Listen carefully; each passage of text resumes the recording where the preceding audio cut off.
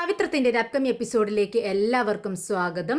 വേദയുടെ അമ്മ പത്മം വേദയെ സ്വന്തം വീട്ടിലേക്ക് ക്ഷണിക്കുകയാണ്. ശങ്കരനാരായണൻ്റെ സമ്മതത്തോടു കൂടി തന്നെ അമ്മ അവളെ രണ്ടുപേരെയും, വേദയെയും നമ്മുടെ വിക്രമിനെയും രണ്ടുപേരെയും ഒരുമിച്ച് സ്വന്തം വീട്ടിലേക്ക്, അവിടെ നടക്കുന്ന ഒരു വിശേഷത്തിലേക്ക്, അവരുടെ കുടുംബ ക്ഷേത്രത്തിലൊരു വിശേഷം നടക്കുന്നുണ്ട്.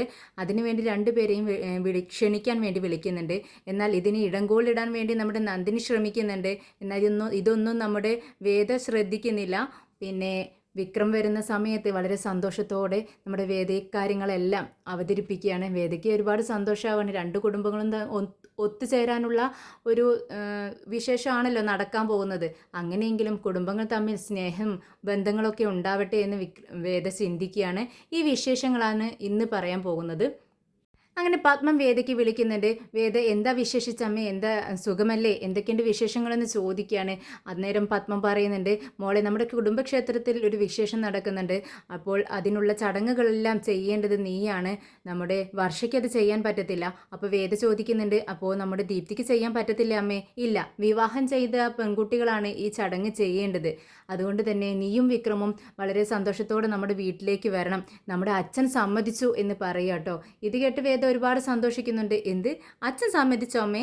അമ്മ കാര്യത്തിലാണോ പറയുന്നത്? പിന്നെ കാര്യത്തിൽ തന്നെയാണ് ഞാൻ പറയുന്നത്. നമ്മുടെ അച്ഛൻ, നിൻ്റെ അച്ഛൻ സമ്മതിച്ചു. നിന്നെ വിളിക്കാൻ വേണ്ടി എന്നോട് പറഞ്ഞു. എന്തായാലും രണ്ടുപേരും നീ വിക്രമിനെയും കൂട്ടി വരണം കേട്ടോ എന്ന് പറയാണ്. ഇത് കേട്ടത് നമ്മുടെ വേദ ചിന്തിക്കുന്നുണ്ട്, ഇത് ഒരു അവസരമാണ്. എന്തായാലും വിക്രമും അച്ഛനും ഒരു 2 ദിവസം വീട്ടിൽ ഒരുമിച്ചുണ്ടായാൽ അവർ തമ്മിൽ സംസാരമുണ്ടാവും. അങ്ങനെ പതുക്കെ പതുക്കെ സംസാരിച്ച് രണ്ടുപേരും ഒരു സ്നേഹത്തിലെത്താൻ, കുറച്ചൊരു താല്പര്യം ഉണ്ടാവാൻ ഇതൊരു നല്ല അവസരമാണെന്ന് വേദയ്ക്ക് മനസ്സിലാവുകയാണ്. അങ്ങനെ വേദ പറയുന്നുണ്ട്, അത് അമ്മേ, ഞങ്ങൾക്ക് വരുന്നതിൽ ഒരു കുഴപ്പമില്ല. ഞാനും വിക്രമും അന്നേ ദിവസം അവിടെ ഉണ്ടായിരിക്കും. പക്ഷേ നിങ്ങൾ ഇങ്ങനെയാണോ അമ്മേ ഞങ്ങളെ ക്ഷണിക്കേണ്ടത്? ആചാരപ്രകാരം ക്ഷണിക്കേണ്ടേ? നിങ്ങളുടെ മകളെ, അതായത് എന്നെ, നിങ്ങളുടെ ഇഷ്ടപ്രകാരം ഒരു വീട്ടിലേക്ക് വിവാഹം കഴിച്ച് അയച്ചിരിക്കുകയാണെങ്കിൽ അമ്മ ഇങ്ങനെ വിളിച്ചു പറയൂ? ഇല്ലല്ലോ. അമ്മയും അച്ഛനും വീട്ടിലേക്ക് പലഹാരങ്ങളൊക്കെ കൊണ്ടുവന്ന് അങ്ങനെയൊക്കെയല്ലേ ക്ഷണിച്ചിട്ട് പോവുക. ഞങ്ങളെ മാത്രമല്ല, ഇവിടുത്തെ അച്ഛനെയും അമ്മയും പറ്റിയാൽ അവരെ എല്ലാം ക്ഷണിക്കണം. അങ്ങനെയല്ലേ അമ്മേ ആചാരപ്രകാരം ക്ഷണിക്കേണ്ടതെന്ന് ചോദിക്കുക. ഇത് കേട്ട് പത്മം പറയുന്നുണ്ട്, അതെ മോള് പറയുന്നത് ശരി തന്നെയാണ്. പക്ഷേ നിൻ്റെ അച്ഛൻ്റെ സ്വഭാവം നിനക്കറിയാലോ. അച്ഛനത് സമ്മതിക്കുമോ എന്ന് ചോദിക്കുന്നുണ്ട്. അത് സമ്മതിപ്പിക്കേണ്ടത് നിങ്ങളുടെ ഉത്തരവാദിത്വമല്ലേ, അമ്മയുടെ ഉത്തരവാദിത്വമല്ലേ? ഞാൻ വരണമെന്ന് ഉണ്ടോയെന്ന് ചോദിക്കുക. അപ്പോൾ പത്മം പറയുന്നുണ്ട്, പിന്നെ വരാതെ? ചടങ്ങുകളെല്ലാം ചെയ്യേണ്ടത് നീയാണ്. പിന്നെ നമ്മുടെ കുടുംബത്തിലുള്ളവരെല്ലാവരും പങ്കുചേരുന്ന ഒരു വിശേഷമാണ്. എല്ലാവരുടെ ഇടയിൽ എല്ലാവരും ചോദിക്കും നീ എവിടെയെന്ന്. അപ്പോൾ നീ ഉണ്ടായിരിക്കണം, എന്തായാലും ഉണ്ടാവണം. ശരി, അങ്ങനെ ഞാൻ വരണമെന്നുണ്ടെങ്കിൽ അമ്മ ഇതൊക്കെ ചെയ്തേ പറ്റൂ. ആചാരപ്രകാരം നിങ്ങൾ രണ്ടുപേരും ഇവിടെ വന്ന് ഞങ്ങളെ ക്ഷണിച്ചാൽ മാത്രമേ ഞങ്ങൾ വരത്തുള്ളൂ. ഞങ്ങളെ മാത്രമല്ല, ഇവിടെ അച്ഛനോടും അമ്മയോടൊക്കെ അനുവാദം ചോദിക്കണം. പിന്നെ അച്ഛൻ വലിയ ആളാണെന്ന് വെച്ച് ഞങ്ങൾ അത്ര ചെറിയ ആളുകളൊന്നുമല്ല. ഞങ്ങൾക്കും ഉണ്ട് മാനവും അഭിമാനവും ഒക്കെ. അതുകൊണ്ട് ഞാൻ പറയുന്നത് പോലെ ചെയ്യേ. അതിന് ചെയ്യാൻ പറ്റുന്നുണ്ടെങ്കിൽ ഞാൻ വരാം, സന്തോഷത്തോടെ വരാം എന്ന് പറയുക. ശരി മോളെ, ഞാൻ നിനക്ക് വേണ്ടി അത് ചെയ്യാൻ ശ്രമിക്കാം എന്ന് പറഞ്ഞ് പത്മം കോള് കട്ടാക്കുന്നുണ്ട്. എന്നാൽ ഇതെല്ലാം കേട്ട് വീട്ടിലെല്ലാവരും ഇരിക്കുക. നമ്മുടെ മാഷും കമലാമ്മയും ഒക്കെയുണ്ട്. നന്ദിനിയും ശ്രീജയും വീട്ടിലുള്ള എല്ലാവരും ഹാളിലിരുന്നാണ് വേദ സംസാരിക്കുന്നത്. എല്ലാവരും കേൾക്കുന്നുണ്ട്, എല്ലാവരും പരസ്പരം നോക്കുന്നുണ്ട്. വേദിയുടെ വാക്കുകളൊക്കെ കേട്ട് നമ്മുടെ കമലാമ്മയ്ക്ക് സന്തോഷമാവും കേട്ടോ. എടുത്തടിച്ച പോലെയല്ലേ നമ്മുടെ വേദ ഇങ്ങനെ മറുപടി പറയുന്നത്. അതിൽ നമ്മുടെ കമലാമ്മയ്ക്ക് നന്നായി അഭിമാനമുണ്ട്. മാഷ് വേദയോട് ചോദിക്കുന്നുണ്ട്, എന്താ മോളെ നീ ഇങ്ങനെയൊക്കെ പറയുന്നത്? നിൻ്റെ പെറ്റോ അമ്മയല്ലേ ഈ വിളിച്ചത്? അമ്മയോട് ഇങ്ങനെയൊക്കെയാണോ സംസാരിക്കുന്നത്? എങ്ങനെ വിളിച്ചാൽ എന്താ? നിന്നെ അവർ ക്ഷണിച്ചില്ലേ? അതിന് ഇവിടെ വന്ന് ക്ഷണിക്കണമെന്നൊന്നുമില്ല. നീ വിക്രമിനെയും കൂട്ടി പ്രോഗ്രാമിന് എന്താണ് അവിടെ വിശേഷം എന്ന് വെച്ചാൽ അതിന് പോയിട്ട് വാ, അമ്പലത്തിൽ പോയിട്ട് വാ മോളെ എന്ന് പറയുക. ഇത് കേട്ട് വേദ പറയുന്നുണ്ട്, ഇല്ല അച്ഛാ, അങ്ങനെ അങ്ങ് പോയാൽ പറ്റത്തില്ല. നമുക്കുമില്ലേ, നമ്മുടെ കുടുംബത്തിനുള്ളേ അഭിമാനമൊക്കെ, മാനവും അഭിമാനമൊക്കെ എല്ലാവർക്കും ഉണ്ട്. അച്ഛൻ വലിയ ആളായിരിക്കും, പക്ഷേ അവർ വിശേഷങ്ങളൊക്കെ ഉണ്ടാകുമ്പോൾ ഈ വീട്ടിൽ നേരിട്ട് വന്ന് ക്ഷണിക്കേണ്ടത്. അതല്ലേ ആചാരപ്രകാരം എല്ലാവരും ചെയ്യുന്ന കാര്യങ്ങൾ. അല്ലാതെ ഇങ്ങനെ വിളിച്ചിട്ടാണോ പറയുന്നത്? അവർ ചെയ്യും, അച്ഛൻ അത് ചെയ്യും, എനിക്ക് വിശ്വാസമുണ്ട് എന്ന് പറയുക. ഇത് കേട്ടിട്ട് മാഷ് പറയുന്നുണ്ട്, എന്താ മോളെ നീ പറയുന്നത്? അച്ഛൻ ഇവരെ വന്നിട്ട് ക്ഷണിക്കുമെന്ന് നിനക്ക് തോന്നുന്നുണ്ടോ? അദ്ദേഹം എത്ര വലിയ ആളാണ്. അത് നീ നോക്കേണ്ടതല്ലേ എന്ന് പറയാണ്. എത്ര വലിയ ആളായാലും എനിക്കറിയാം എൻ്റെ അച്ഛനെ. അച്ഛൻ അഭിമാനം വിട്ടിട്ട് ഒന്നും ചെയ്യത്തൊന്നുമില്ല. എന്നാലും അച്ഛനറിയാം എങ്ങനെ എന്ത് ചെയ്യണമെന്നൊക്കെ. അപ്പോൾ ഞാൻ വരേണ്ടത് അച്ഛൻ്റെയും കൂടി ആവശ്യമാണ്. അതുകൊണ്ട് അച്ഛനും അമ്മയും ചേർന്ന് ഇവിടെ വന്നിട്ട് ഞങ്ങളെ ക്ഷണിക്കുമെന്ന് പറയുക. ഇവിടെ വന്ന് നിങ്ങളെയും എല്ലാവരോടും അനുവാദം ചോദിക്കുകയും വേണം, ക്ഷണിക്കുകയും വേണം. അത് നമ്മുടെ കുടുംബത്തിൻ്റെ ഒരു അഭിമാനത്തിൻ്റെ പ്രശ്നം തന്നെയാണെന്ന് പറയാം. ഇത് കേട്ടിട്ട് നന്ദിനിക്ക് അത്രയ്ക്ക് ഇഷ്ടം തോന്നുന്നില്ല. നന്ദിനി പറയുന്നുണ്ട്, കേട്ടോ അമ്മേ, അമ്മയെ ചാക്കിലാക്കാനുള്ള പരിപാടിയൊക്കെ കേട്ടോ. ഇതൊന്നും കേട്ടിട്ട് അമ്മ വീഴരുത്. അമ്മയെ മയക്കാനുള്ള ഒരു പരിപാടി കൊണ്ട് ഇറങ്ങിയിരിക്കുക. ഇവൾ പുതിയ പരിപാടി ഇറക്കുകയാണ്. അമ്മ ഇതൊന്നും ശ്രദ്ധിക്കണ്ട കേട്ടോ എന്ന് പറയാണ്. അപ്പോൾ നമ്മുടെ വേദ ഇതൊന്നും മൈൻഡ് ചെയ്യുന്നില്ല. നന്ദിനിയുടെ വർത്താനമൊന്നും സംസാരമൊന്നും അങ്ങനെ മൈൻഡ് ചെയ്യാണ്ട് ഇരിക്കുകയാണ്. അപ്പോൾ വേദ മാഷ് പറയുന്നുണ്ട്, ശരി മോളെ, അപ്പോൾ നിൻ്റെ ഇഷ്ടം പോലെ നീ ചെയ്യേ. അപ്പോഴേക്കും നമ്മുടെ ശ്രീജയും വിശ്വവും പറയുന്നുണ്ട്, എൻ്റെ വേദേ, നീ എന്തൊക്കെയാണ് ഈ പറയുന്നത്? രണ്ട് കുടുംബങ്ങളും തമ്മിൽ കുറച്ചൊരു സ്നേഹത്തോടെ ഉള്ള ഒരു ഇതൊക്കെ തുടങ്ങുകയാണ്. അപ്പോഴേക്കും നീ അതിനിടയിൽ ഇങ്ങനെയൊക്കെ പറഞ്ഞാൽ എന്താ ആകെ പ്രശ്നമാവില്ലേ? അച്ഛൻ വരില്ല എന്ന് നിനക്ക് അറിയാവുന്ന കാര്യമല്ലേ? അദ്ദേഹം ഉണ്ടോ അങ്ങോട്ടേക്ക് വരുന്നു? നമ്മുടെ വീടൊക്കെ ചെറിയ വീടല്ലേ, അദ്ദേഹത്തിന് ഇഷ്ടമാവോ ഇങ്ങോട്ടേക്ക് വരാനെന്നൊക്കെ പറയാണ്. അദ്ദേഹം വരും, എൻ്റെ അച്ഛനല്ലേ, എൻ്റെ അച്ഛൻ്റെ കാര്യം എനിക്കറിയാം, ചേച്ചി വിഷമിക്കേണ്ട, എല്ലാം ശരിയാവും, അവരിവിടെ വന്നിട്ട് ഞങ്ങളെ ക്ഷണിക്കുമെന്ന് വേദ ഉറപ്പ് കൊടുക്കുകയാണ്. ഇത് കേട്ടിട്ട് നന്ദിനി ചോദിക്കുന്നുണ്ട്, അതെ, നീ ഇങ്ങനെ അത്ര വീമ്പിളക്കൊന്നും വേണ്ട കേട്ടോ. നിൻ്റെ അച്ഛൻ നീ ഇങ്ങനെയൊക്കെ പറയുന്നുണ്ട്, ഡിമാൻഡൊക്കെ വെക്കുന്നുണ്ട്. എന്നിട്ട് നിൻ്റെ അച്ഛൻ വന്നില്ലെങ്കിൽ നിൻ്റെ ഈ ഒരു ചാൻസ് കൂടി, നിൻ്റെ വീട്ടിലേക്ക് വിക്രമിനെയും കൊണ്ട് കൂടി പോകാനുള്ള ഈ ഒരു ചാൻസ് നിനക്ക് നഷ്ടപ്പെടില്ലേ എന്ന് ചോദിക്കുകയാണ്. ഇത് കേട്ട് മാഷും ചോദിക്കുന്നുണ്ട്, നന്ദിനി പറഞ്ഞത് ഒരു കാര്യം കേട്ടോ വേദേ, ഈ ഒരു ചാൻസ് നിനക്ക് വീട്ടിലേക്ക് കയറി ചെല്ലാനുള്ള ചാൻസ് നിനക്ക് നഷ്ടപ്പെടില്ലേ എന്ന് ചോദിക്കുകയാണ് മാഷും. അപ്പോൾ നമ്മുടെ വേദ പറയുന്നുണ്ട്, ഇല്ല അച്ഛാ, എന്തായാലും അച്ഛനും അമ്മയും ഇവിടെ വരും, എനിക്ക് ഉറപ്പാണ് എന്ന് പറയുന്നുണ്ട് നമ്മുടെ വേദ. ഇത് കേട്ട് നമ്മുടെ നന്ദിനി ബെറ്റ് വയ്ക്കുകയാണ്. പതിവ് പോലെ തന്നെ വേദയുമായി ഇത്രയും നാളും വെച്ച ബെറ്റിലൊന്നും നമ്മുടെ നന്ദിനി ജയിച്ചിട്ടില്ല. വേദ മാത്രമാണ് ജയിച്ചിട്ടുള്ളത്. അതൊന്നും നമ്മുടെ നന്ദിനിക്ക് ഓർമ്മയുമില്ല. നന്ദിനി വീണ്ടും ബെറ്റ് വയ്ക്കാൻ നിൽക്കുവാണ്. എടി വേദേ, നിൻ്റെ അച്ഛൻ ഇവിടെ വരില്ല എന്ന് എനിക്ക് ഉറപ്പുണ്ട്. നീ അങ്ങോട്ടേക്ക് പോകൂല. നിൻ്റെ അച്ഛൻ വന്ന് ക്ഷണിച്ചിട്ട് നീ ഇവിടെ നിന്ന് എങ്ങോട്ടും പോകാൻ നിൽക്കുന്നില്ല. എനിക്കത് ഉറപ്പാ. നീ ബെറ്റിനുണ്ടോ എന്ന് ചോദിക്കുക. ഇത് കേട്ട് വേദ പറയുന്നുണ്ട്, ഇത്രയും നാൾ ബെറ്റ് വെച്ചിട്ട് ഏതിലെങ്കിലും ഒന്നിൽ ചേച്ചി ജയിച്ചിട്ടുണ്ടോ? ഇല്ലല്ലോ. അതുകൊണ്ട് ചേച്ചി ഇങ്ങനെ നാണം കെടുന്നത് കാണാൻ എനിക്ക് വയ്യാത്തത് കൊണ്ട് ഞാൻ ബെറ്റ് വയ്ക്കുന്നില്ല. എനിക്ക് ഉറപ്പുണ്ട്, ചേച്ചിയെ ബോധ്യപ്പെടുത്തേണ്ട ഒരു കാര്യം എനിക്കില്ല എന്ന് പറയാണ്. അപ്പോൾ നമ്മുടെ നന്ദിനി ഇങ്ങനെ മനസ്സിൽ വിചാരിക്കുന്നുണ്ട്, ഓ എന്താന്ന് വെച്ചാൽ ചെയ്യട്ടെ, ഇവളുടെ അച്ഛൻ വരാത്തത് കൊണ്ട് ഇവളിങ്ങനെ കിടന്ന് വിഷമിച്ച് കരയുമ്പോൾ എനിക്ക് ഇവളുടെ മുന്നിൽ ചെന്നിട്ട് കണ്ടോടി, ഞാൻ പറഞ്ഞത് ശരിയായില്ലേ എന്ന് പറഞ്ഞ് വീമ്പിളക്കാലം ഇവളുടെ മുന്നിൽ എന്നിങ്ങനെ നന്ദിനിയും മനസ്സിൽ ചിന്തിക്കുകയാണ്.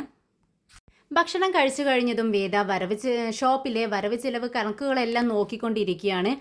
അങ്ങനെ വേദയുടെ മുഖത്തെ സന്തോഷം കണ്ട് നമ്മുടെ ശ്രീജ ചോദിക്കുന്നുണ്ട്, എന്താ വേദേ, നിൻ്റെ മുഖത്ത് ഭയങ്കര സന്തോഷം കാണാനുണ്ടല്ലോ, എന്ത് പറ്റി എന്ന് ചോദിക്കുകയാണ്. അല്ല ചേച്ചി, കണ്ടോ, ഇത്തവണ നമുക്ക് നല്ല ലാഭമുണ്ട് കേട്ടോ. വരവ് ചിലവ് കണക്കൊക്കെ നോക്കിയപ്പോൾ ഒരുപാട് ലാഭമുണ്ട്. കഴിഞ്ഞ മാസത്തേക്കാളും ലാഭമാണ് നമുക്ക് ഇത്തവണ. അതുകൊണ്ട് നമുക്ക് 15,000 രൂപ വെച്ച് ശമ്പളം എടുക്കാനുള്ളത് ഉണ്ട് കേട്ടോ എന്ന് പറയാണ്. ഇത് കേട്ട് നന്ദിനി പറയുന്നുണ്ട്, അയ്യോ വിനയേട്ടാ, കണ്ടോ 15,000 രൂപ വെച്ച് ഒരാൾക്കോ? അപ്പോൾ ഈ വിശ്വേട്ടന് 10,000 രൂപയുള്ളൂ എന്നല്ലേ പറഞ്ഞിരുന്നത് എന്ന് പറഞ്ഞുകൊണ്ട് അവരുടെ ഇടയിൽ ഒരു പ്രശ്നമുണ്ടാക്കാൻ വേണ്ടി തന്നെ നന്ദിനി ചോദിക്കുന്നുണ്ട്. അല്ല വിശ്വേട്ടനാകെ 10,000 രൂപയല്ലേ ഉള്ളൂ, അപ്പോൾ വിശ്വേട്ടനേക്കാൾ കൂടുതൽ ശമ്പളമാണോ ഇവർക്കൊക്കെ എന്ന് ചോദിക്കുകയാണ്. ഇത് കേട്ടതും വേദ ചോദിക്കുന്നുണ്ട്, വിശ്വേട്ട ഇതിനുള്ള മറുപടി ഞാൻ പറയണോ അതോ വിശ്വേട്ടൻ പറയുന്നോ ചോദിക്കുകയാണ്. വേദേ വേണ്ട, നീ പറയണ്ട, ഞാൻ തന്നെ പറഞ്ഞു കൊടുക്കാം നന്ദിനിക്ക് എന്ന് പറഞ്ഞിട്ട് പറയുന്നുണ്ട്, അതെ ഇത് ഞങ്ങളുടെ ആവശ്യങ്ങൾക്ക് എടുക്കുന്ന ഒരു ക്യാഷാണ്. ഈ ഒരു കമ്പനിയിൽ ഞങ്ങൾക്ക് 3 പേർക്കും ഈക്വലായിട്ടുള്ള അവകാശങ്ങളുണ്ട്. അത് ഒരു ഷെയറുമുണ്ട്. ഇത് താൽക്കാലികം മാസം ഞങ്ങൾക്കുള്ള ചെലവിനെടുക്കുന്ന ക്യാഷ് മാത്രമാണ്. നീ എന്തിനാ നന്ദിനി ഇതിലൊക്കെ തലയിടുന്നത്? ഇത്തരത്തിലുള്ള കാര്യങ്ങളൊക്കെ ഞങ്ങൾ നോക്കിക്കോളാം, നീ വിഷമിക്കേണ്ട കേട്ടോ എന്ന് പറയാണ് നമ്മുടെ വിശ്വം. അപ്പോഴേക്കും വിക്രം അങ്ങോട്ടേക്ക് വരുന്നുണ്ട്. അല്ല, എന്താ ഇവിടെ ഒരു ചർച്ച? വരവ് ചെലവ് കണക്ക് എന്നൊക്കെ പറയുന്നുണ്ടല്ലോ, എന്താണെന്ന് ചോദിച്ചിട്ട് വരുന്നുണ്ട് നമ്മുടെ വിക്രം. ഇത് കേട്ട് വേദ പറയുന്നുണ്ട്, അതെ ഞങ്ങളുടെ കണക്കൊക്കെ ഞങ്ങൾ കറക്റ്റായി നോക്കുന്നുണ്ട്. പക്ഷേ കുറച്ച് ദിവസമായി നിന്റെ കണക്കൊന്നും കറക്റ്റായി എൻ്റെ കയ്യിൽ കിട്ടുന്നില്ലല്ലോ എന്ന് ചോദിക്കുകയാണ്. ഞാൻ ഇത്രയും ദിവസം ചോദിക്കാതിരുന്നതേ പോലീസും കേസും ഒക്കെ ആയിട്ട് അതിൻ്റെ പിറകെ നീ നടക്കുമല്ലായിരുന്നോ, അതുകൊണ്ടാണ് ഞാൻ നിർബന്ധിക്കാതിരുന്നത്, അത് എടുത്തോണ്ട് വാ എന്ന് പറയുന്നുണ്ട്. ഇത് കേട്ട് വിക്രം പറയുന്നുണ്ട്, ഓ എന്താടി ഇത്, ഞാനെല്ലാം കറക്റ്റായി എഴുതി വെച്ചിട്ടുണ്ട്, എന്താ ഇപ്പം തന്നെ എടുക്കണോ, കുറച്ച് കഴിഞ്ഞ് എടുത്ത് കാണിച്ചാൽ പോരെ എന്ന് ചോദിക്കുകയാണ്. ഇത് കേട്ട് ശ്രീജ ചിരിച്ചുകൊണ്ട് പറയുന്നുണ്ട്, എടാ വിക്രം നിൻ്റെ ഭാര്യ ഉണ്ടല്ലോ ഈ ഒരു ആറ്റിറ്റ്യൂഡ് വെച്ചിട്ട് ഇന്ന് എന്താ ചെയ്തതെന്ന് അറിയാവോ എന്ന് ചോദിക്കുകയാണ്. ഇത് കേട്ട് ഒന്ന് അമ്പരക്കുന്നുണ്ട് നമ്മുടെ വിക്രം. എന്നിട്ട് ചോദിക്കുന്നുണ്ട്, എന്ത് പറ്റി ചേച്ചി, ഇവളെന്തെങ്കിലും പ്രശ്നം ഉണ്ടാക്കിയോ? ഇത് കേട്ട് നന്ദിനിയാണ് മറുപടി പറയുന്നത്, നിൻ്റെ ഭാര്യയ്ക്ക് എപ്പോഴും പ്രശ്നം ഉണ്ടാക്കുന്നത് ഒരു ശീലമായല്ലോ, അവൾക്ക് അത് തന്നെയല്ലേ പണി. അപ്പോൾ ശ്രീജ പറയുന്നുണ്ട്, അതെ നന്ദിനി, ഇത് ഞങ്ങളുടെ കാര്യമാണ്, ഞങ്ങൾ തമ്മിലുള്ളൊരു കാര്യം, ഞങ്ങൾ സംസാരിക്കുന്നതിനിടയിൽ നീ സംസാരിക്കേണ്ട എന്ന് പറയാണ്. ഇത് കേട്ട് വിക്രം പറയുന്നുണ്ട്, നമ്മുടെ നന്ദിനി ചേച്ചിക്ക് ഇങ്ങനെ പ്രശ്നങ്ങൾ ഉണ്ടാക്കിയില്ലെങ്കിൽ ഒരു സമാധാനം ഉണ്ടാവില്ല ചേച്ചി, ചേച്ചി അത് ശ്രദ്ധിക്കേണ്ട, കാര്യം പറ, എന്താ പ്രശ്നം ഉണ്ടായത്, വേദ എന്തെങ്കിലും പ്രശ്നം ഉണ്ടാക്കിയോ എന്ന് ചോദിക്കുക. അപ്പോൾ നമ്മുടെ ശ്രീജ പറയുന്നുണ്ട്, വേദ അങ്ങനെ എന്തെങ്കിലും ഒരു പ്രശ്നം ഉണ്ടാക്കിയതായിട്ട് നിനക്ക് അറിവുണ്ടോ വിക്രം? അതല്ല ഞാൻ പറഞ്ഞത്, ഇന്ന് വേദയുടെ അമ്മ വിളിച്ചിട്ടുണ്ടായിരുന്നു, നിങ്ങളോട് രണ്ടുപേരോടും വീട്ടിലേക്ക് ചെല്ലാൻ പറഞ്ഞു. അവിടെ കോവിലിൽ അവരുടെ കുടുംബക്ഷേത്രത്തിൽ ഒരു വിശേഷം നടക്കുവാണ്.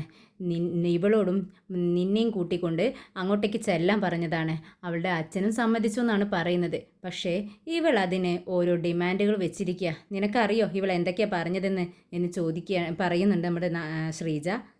എന്തു പറ്റി ചേച്ചി, ഇവൾ എന്താ പറഞ്ഞതെന്ന് വിക്രം ചോദിക്കുകയാണ്. നിനക്കറിയണോ ഇവളെ എന്താ പറഞ്ഞെന്ന്? അച്ഛനെയും കൂട്ടി അച്ഛനും അമ്മയും ഒരുമിച്ച് ഇവിടെ വന്ന് നിന്നെയും വേദിയും ക്ഷണിച്ചാൽ മാത്രമേ ഈ വിശേഷത്തിന് വീട്ടിലേക്ക് ചെല്ലൂ എന്ന് പറഞ്ഞിരിക്കുക ഇവള്. ഇത് കേട്ട് വിക്രം പറയുന്നുണ്ട്, എന്തിനാണ് വേദയെ ഇങ്ങനെയൊക്കെ ചെയ്യുന്നത്? ഇപ്പോഴാണ് നമ്മളും നിൻ്റെ വീട്ടുകാരും തമ്മിൽ കുറച്ചൊരു അടുപ്പം ഉണ്ടായി വരുന്നത്, അത് ഇല്ലാതാക്കാൻ വേണ്ടിയാണോ നീ ഇങ്ങനെയൊക്കെ ചെയ്യുന്നത്? ഇത് കേട്ട് വേദ പറയുന്നുണ്ട്, അല്ല, അതൊന്നുമല്ല, സ്നേഹമൊക്കെ സ്നേഹം തന്നെ. പക്ഷേ ഒരു വിശേഷം ഉണ്ടായാലേ എന്നെ നിങ്ങളും വിളിക്കേണ്ടത് ഇങ്ങനെയാണോ? ഫോണിലൂടെയാണോ വിളിക്കുന്നത്? വീട്ടിൽ വന്ന് ക്ഷണിക്കണം, എന്നാലേ നമ്മൾ രണ്ടുപേരും വീട്ടിലേക്ക് പോകൂ എന്ന് പറയാം. ഇത് കേട്ടിട്ട് വിക്രം പറയുന്നുണ്ട്, എടി ഇത് ഡിജിറ്റൽ യുഗമായില്ലേ, വിളിച്ച് പറഞ്ഞാൽ പോരെ, എന്തിനാ ഇവിടെ വന്ന് ക്ഷണിക്കണം എന്നൊക്കെ നീ അച്ഛൻ അമ്മയോട് പറഞ്ഞത്? അതെ അങ്ങനെ തന്നെയാ, എന്നാൽ മാത്രമേ ഞാൻ പോകൂ. ഏത് യുഗമായാലും ഓരോ കാര്യങ്ങൾക്കും ഓരോ അതിൻ്റേതായ ഓരോ രീതികളൊക്കെയുണ്ട്.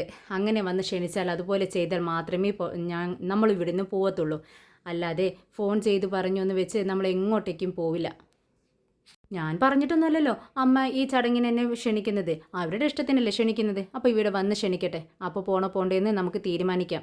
എന്താടി ഇത് എന്ന് ചോദിക്കുകയാണ് നമ്മുടെ വിക്രം.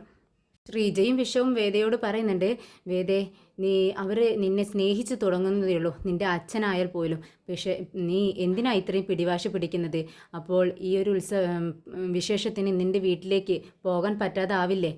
നീ ഒന്ന് വാശി കുറയ്ക്ക് എന്ന് പറയാം. ഇത് കേട്ടിട്ട് വേദ പറയുന്നുണ്ട്, ഇല്ല ചേട്ടാ, എനിക്ക് പോകാൻ പറ്റും.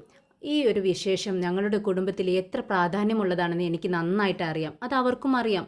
അതുകൊണ്ട് ഞങ്ങൾ അതിൽ പങ്കെടുക്കാൻ വേണ്ടി അച്ഛനും അമ്മയും ഒരുമിച്ച് വന്ന് ഇവിടെ വന്ന് ക്ഷണിക്കുന്ന ഉറപ്പുണ്ടെന്ന് പറയാണ്. ഇത് കേട്ട് നന്ദിനി പറയുന്നുണ്ട്, വരും വരും അവർ വരുന്നതും കാത്ത് നീ ഇരുന്നോ എന്ന് പറയാണ്. ഇത് കേട്ടിട്ട് വേദ പറയുന്നുണ്ട്, അതെ വീണ്ടും വീണ്ടും ഇങ്ങനെ ബെറ്റ് വെച്ച് ചേച്ചി ഇങ്ങനെ ചേച്ചിയുടെ അഭിമാനം കളഞ്ഞു കുളിക്കല്ലേ എന്ന് പറയാണ്.